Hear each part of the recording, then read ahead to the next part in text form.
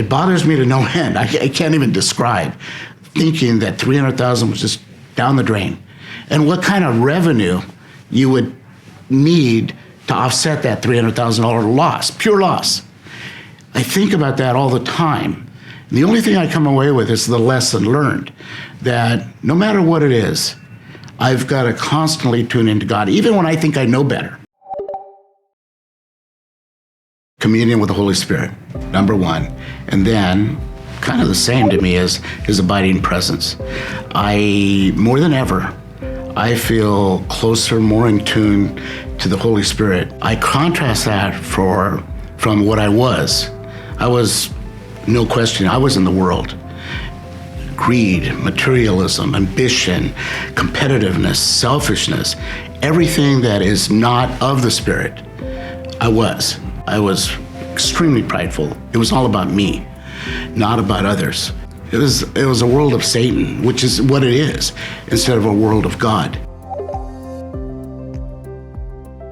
More than I could ever explain. Let me contrast a couple of examples.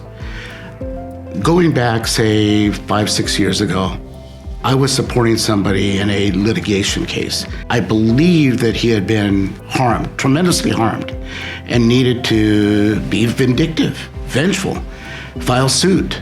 That litigation against powerhouse law firms went on for 5 years, 6 years maybe, and I funded all of that. We were so convinced, I was so convinced, that we were going to win, and win by $1 million, $2 million, $3 million, maybe even $5 million with punitive damages, that I ignored God. I did not tune into the Holy Spirit. Spent $300,000. I was so convinced that we were going to be successful. Never gave God a thought because I had calculated the numbers. The judge that had been on the case retired January of last year. A new judge came on. It makes absolutely no sense, some of the decisions that judge made over that 4 or 5 week of trial. And in the end, that jury got exhausted. They wanted to be done. And I think, and it went against my friend, against us. Why did that happen? I think because I had an indication of my old self. Greed, I'm gonna take that money, I knew what I'm gonna do with it. I'm gonna pay off my house.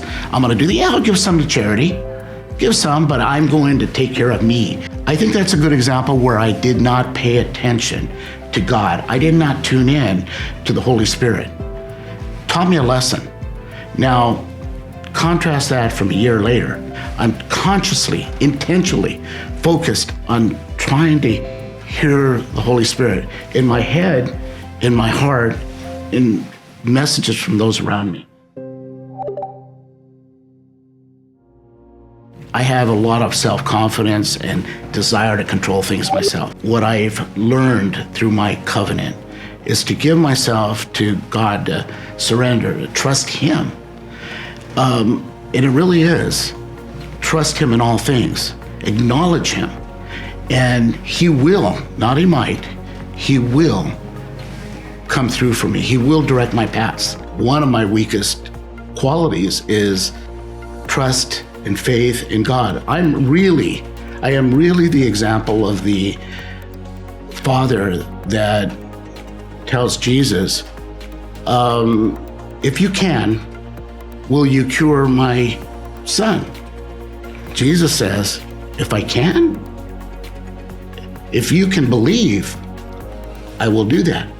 And He says, I do believe, but help my unbelief. That is me. I do believe, but every day I have to check myself, constantly check myself, because I do believe.